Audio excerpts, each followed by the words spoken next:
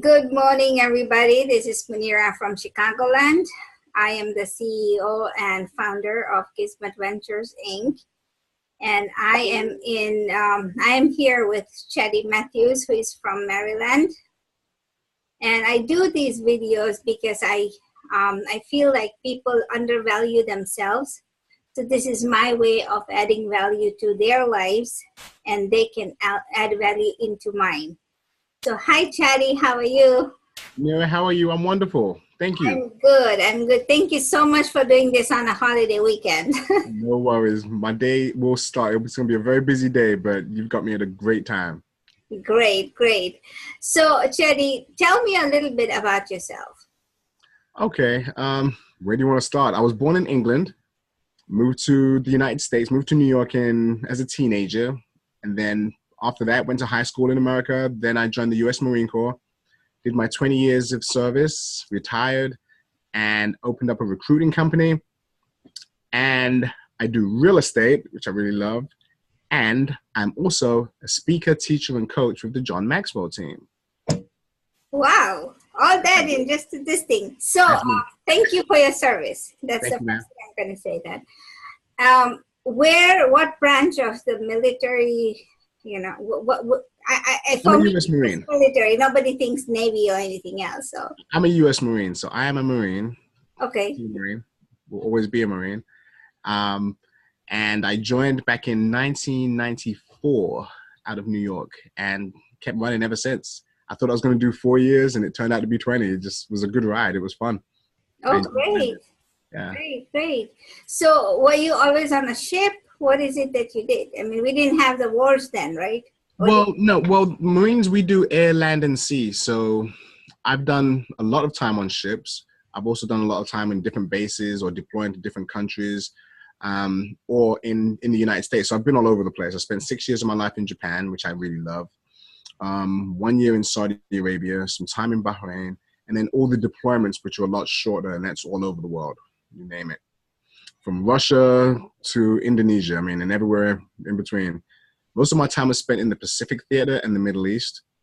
But being from Europe, I didn't miss Europe that much. I can see that for vacations. So it worked out well.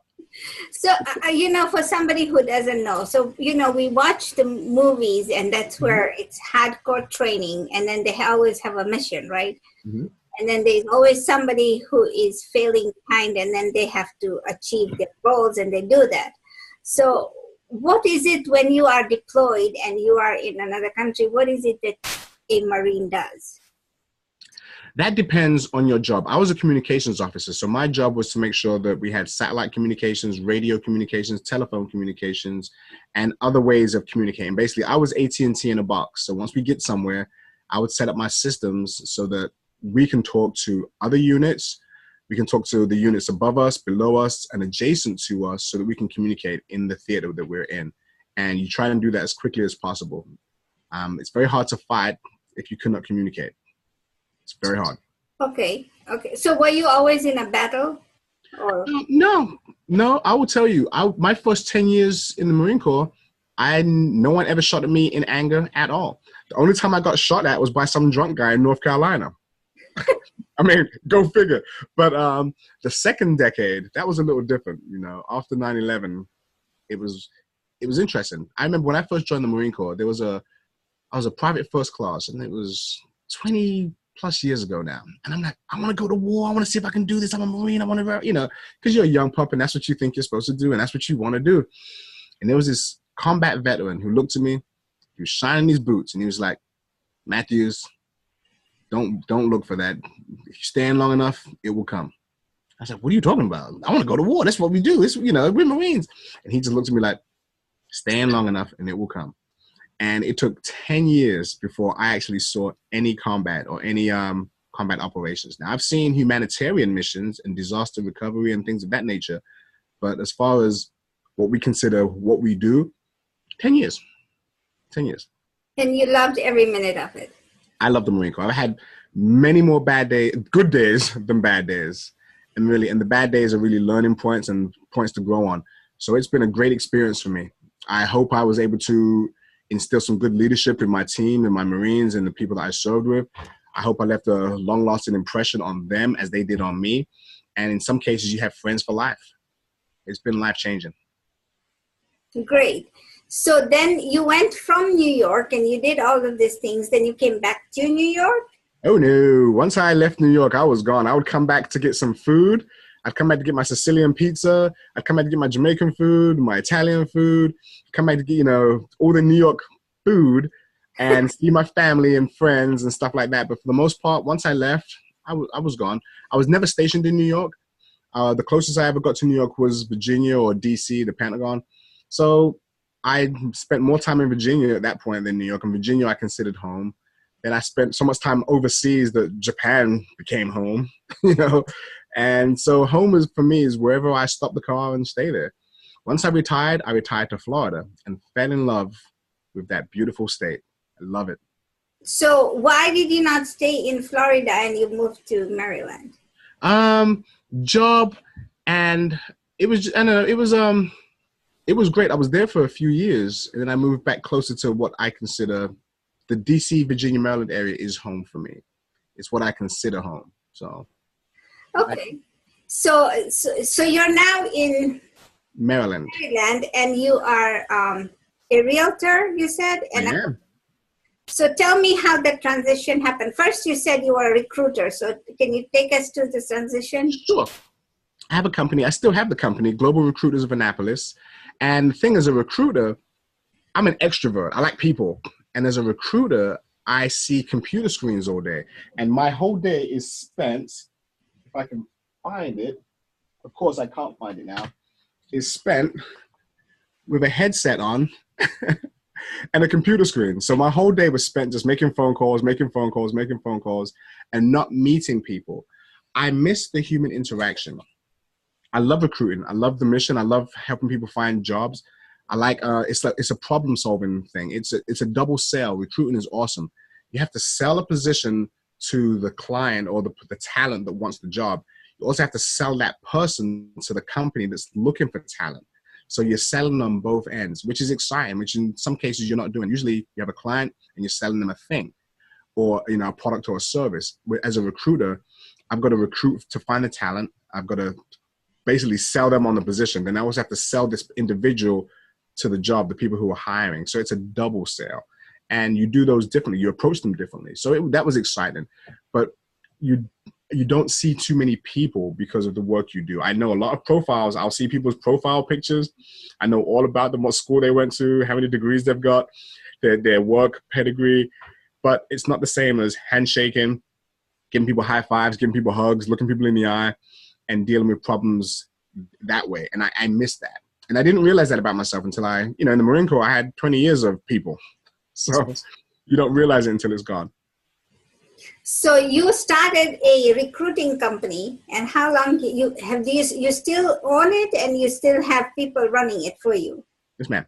Still have a recruiting company, but I focus on real estate now because it gets me out, it gets me about, it gets me to see people. And I should have done real estate a long time ago. I just didn't do it. So now that I'm doing it, I find it, once I did it, I fell in love with it. I jumped in with both feet.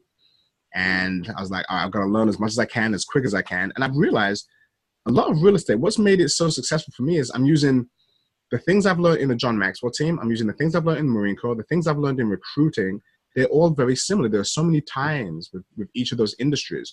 So I'm using all the strengths from my other parts of my life to benefit me in the real estate world. And it's been a hit so far. I love it.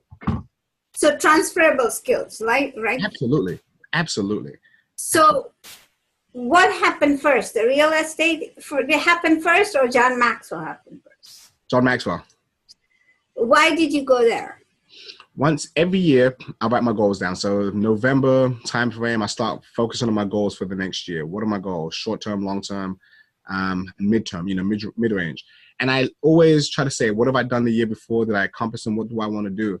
So I had some goals, and one of them was to write a book, and the other one was to speak, motivationally speak, and encourage other people who may be going through life, as we all do. No one's exempt from life, and it's good to have someone who can help you navigate through some of the challenges that we go through in life. So I wanted to do that. I have a cousin who is a coach. So I spoke to my cousin and talked about this program and this program and this certification. She's like, this one's good, this one's not as highly known. And we talked about different things. And one of the things she said, I was like, what about the John Maxwell team? And she said, it's really good, but when I became a coach, it didn't exist. I was like, okay. The next day I started getting ads about John Maxwell team. I was like, okay, this is interesting. So I made the phone call, did it, haven't looked back since. Glad I did it. Glad I did it. You've been with John Maxwell for how long? Believe it or not, just 1 year. Let me just make sure I'm not lying to you. One year and about 1.5 years. 1.5 years. Great. So you want to become a coach and you want to teach people, and you are doing it already because we've had a conversation before. What, with real estate and your recruiting company, are you merging that together? I mean, what values do you bring to people, whoever's going to listen to this? Well, the interesting thing is I keep those industries separate just because I just want to make sure there's no conflict of interest, which they really could work well together. People relocate, they need realtors. So you could put them together, but I try to keep things distinct. My mind compartmentalizes things, so I like to keep them distinct. Okay. That's just a personal choice, because I've seen models where I could actually use it as one organism and have them feed off of one another. I choose not to do that. That may change down the road. But some of the things that transfer, listening to people, listening to what they say explicitly, and then listening to what they say subtly and seeing if they match up, and then going back and letting them know what they said explicitly, what they said out of their mouth, but yet when they start talking about their concerns, what their concerns are saying. And then I go through it and see if they match up. And then we have a deeper conversation about the things they want and the things they need and what's important to them. You realize that when you're serving people, it's about the person you're serving, not about you. So, you minimize yourself so you can be of better service to the person you're dealing with. That doesn't change. That doesn't change in the military. That doesn't change in recruiting. That doesn't change in real estate. It doesn't. It's one of those things that's very consistent. People-centric. I focus on the people. With everything we do, there are processes. And you need to know the science of the process, but you also need to know the art of how to deal with human beings. And those two things, the art and science of interaction, I think once you kind of work on that skill, it helps you to have better relationships. It helps you to connect a little better. It helps you to be a better service and provide a better value to the individuals you're working with. You've said a lot of things that are very profound, and that really hits home, because talking about. No, because the thing is, most people don't know what they want, right? And they don't, and it takes a special listener, if you will, who will listen to the words out of their mouth and listen to what they're not saying, right?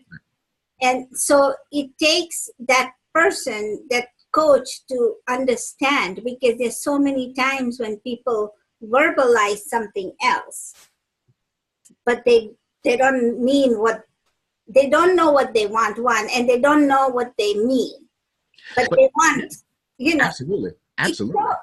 It's very confusing. And I've met people like that all the time, and it's like, okay, let's go back to the drawing board.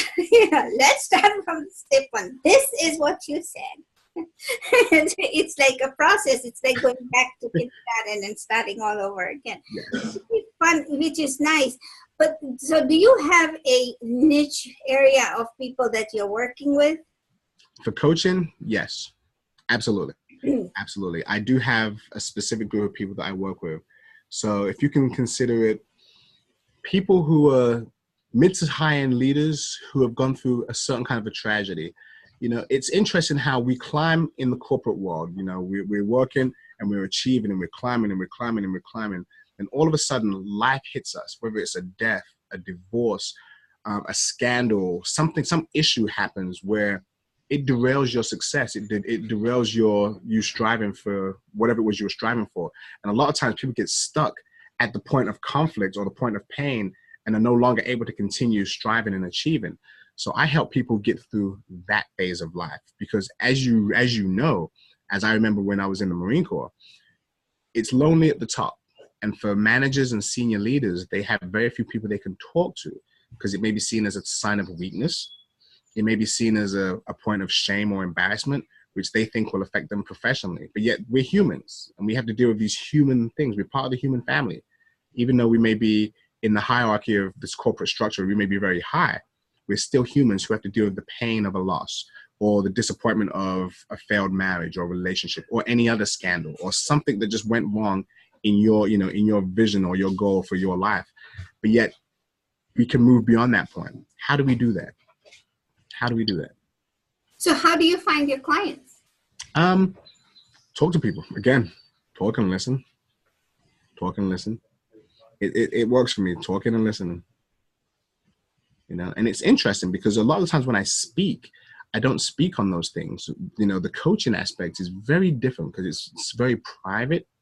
So I'm very discreet about how I do that for that reason. So my speaking usually is not congruent with my coaching for the simple reason that I don't want to talk about people's tragedies and use them as examples, or people are like, wait, that sounds like me. We had that conversation last week. He's talking about me. So I try not to do that. I really come from a different perspective. I focus more on motivation, intentional living when I'm speaking. I focus on my life and my challenges and things that I've gone through. When it comes to helping other people, I'm very discreet, very discreet. And you know, what we talk about is between us. And but coaching is supposed to be private. It's supposed to be. It's supposed to be. As we know. I see where you're going with that. Well, yes, it is supposed to be private, and it is. 100% agree. Yes. But because it's an individualized plan that we come up for this person, and there are sometimes that you have so many contacts with people, so many, and you're trying to get that breakthrough, and it's not coming, and they get frustrated, and sometimes you have to take a step back. It happens. I was going to say that it's exactly what you do. And then you realize, I like to ask myself the tough questions. So when things don't go right, the first thing I'll do is kind of assess the situation, and I'll look inwardly. What am I doing wrong? How am I perceiving this? What are the actions that I'm taking or not taking that are causing this? Am I in my ego? Am I focusing on what I want, or am I focusing on them? Did I get the situation wrong? Are we solving the wrong problem? Are we saying that we want to go and build a blue house, but in essence, we really want a greenhouse, but we just never articulated that properly? Did I listen? Did I hear wrong? Did I misspeak? Did I offend? Have I shut the person off because of something that I did wrong? And I just try to focus on myself, because honestly, there are very few things in this world that I can change. My behavior, my actions, I can change those. So let me focus on what I can do. And that's where I go. But it comes at a sense, you have to be honest with that and say, we're in an impasse, we're not getting anywhere. How about we take a step back and start from square one? And that's okay, because sometimes coaching is iterative. It's an iteration. You may go through one cycle and you're on a general level of conversation. And the more cycles you go through, the more you get to know this person, the closer and closer you get to the core issue or the issue or the heart of that person. So it's sometimes it can be quick. Sometimes it can be long. It can be months sometimes. People open up when they're willing to and ready to open up. I just have to be available when it happens, and I have to listen to the cues. I have miscues before.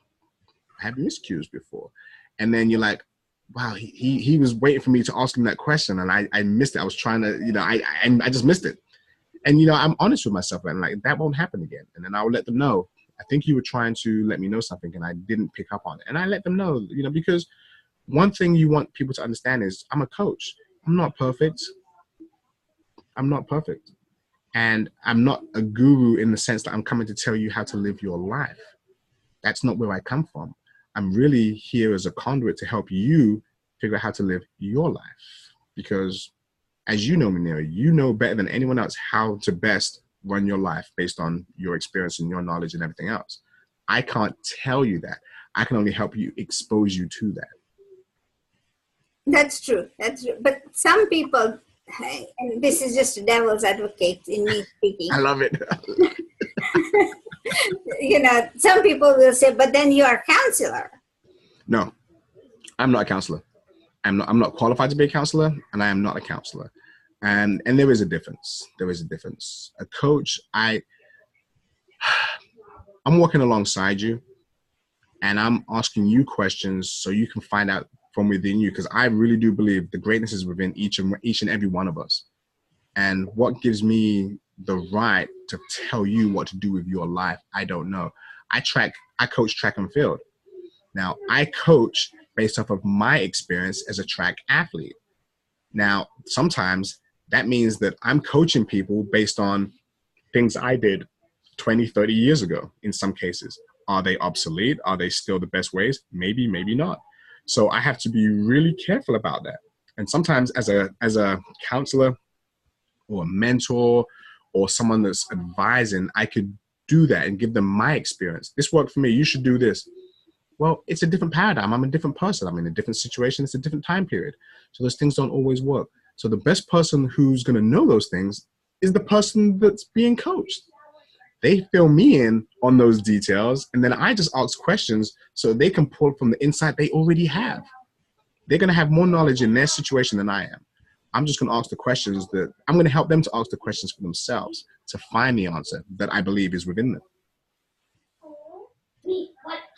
Thank you.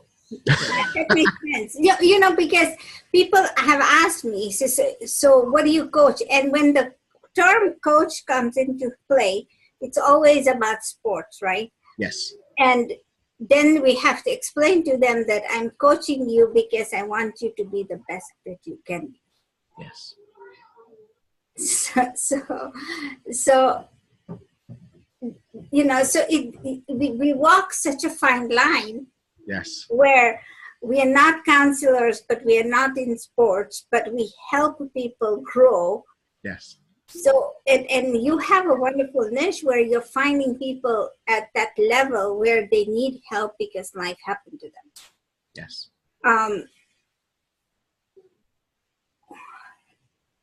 You can't put a price, or you can't say which one was your best client, or you know how you came out through it, because everybody is different, or everybody's tragedy, if you will, is different, because anything could happen. You know, they could break a leg and they need coaching.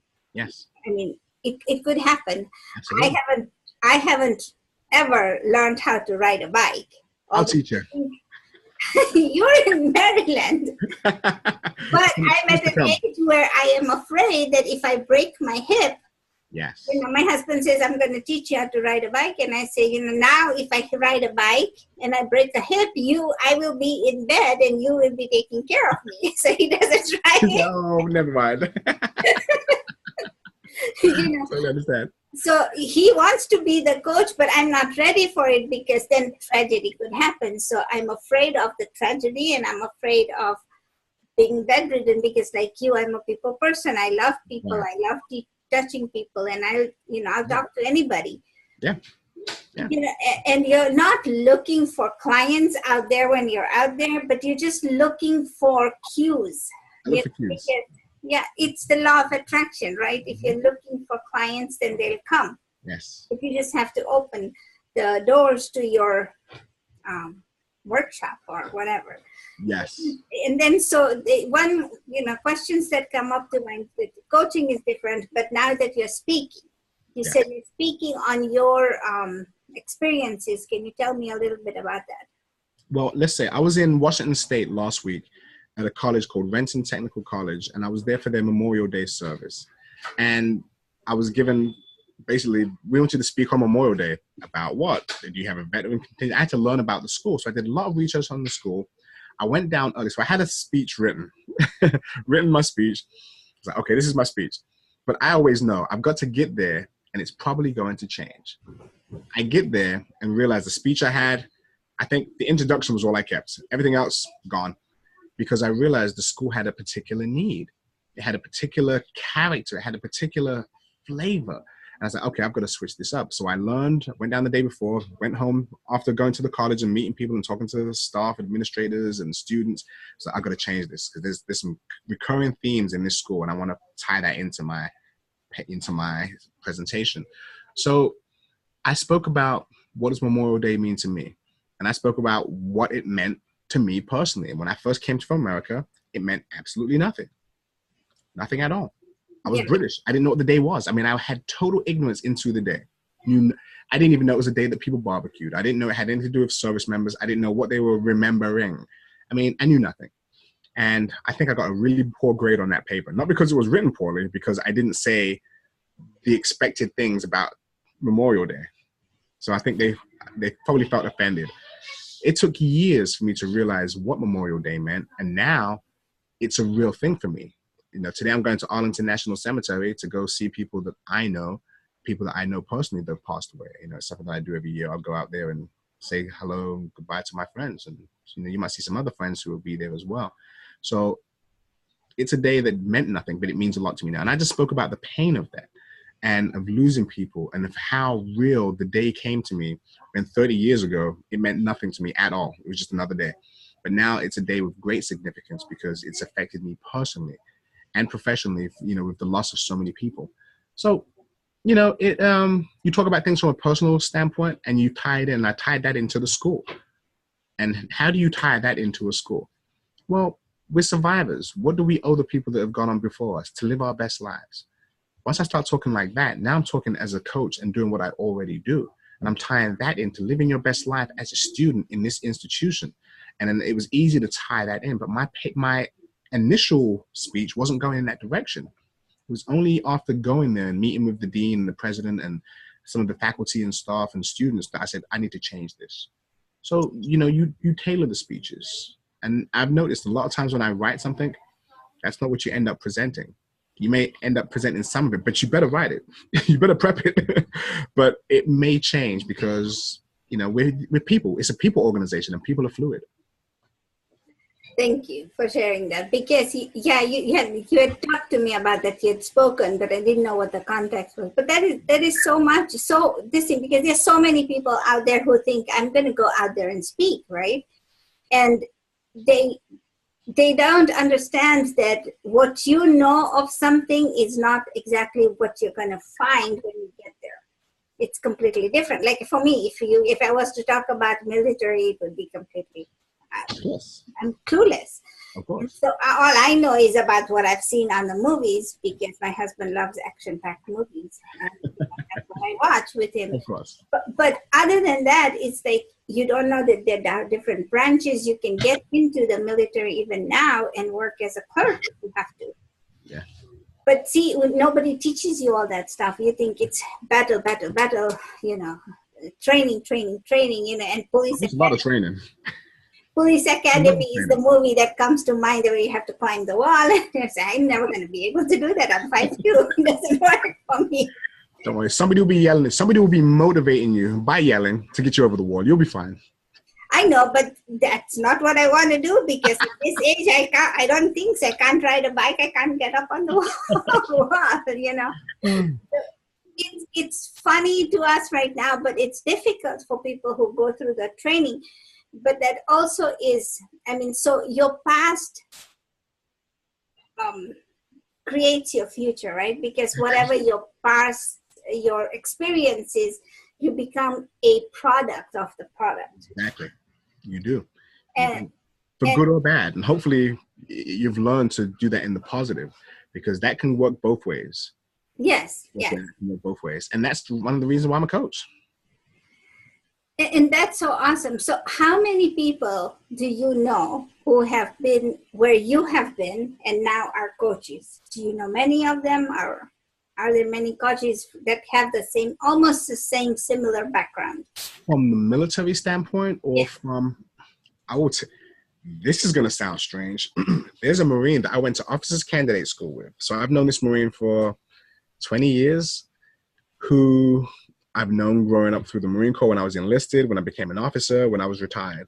He was in John Maxwell's team. He is in John Maxwell's team. And we talk all the time. And you realize he became my mentor, if that makes any sense, in the John Maxwell team because he was a Marine and he was now a speaker, teacher, and coach. So it was good because I knew where he was coming from when he would speak. And we actually speak together sometimes.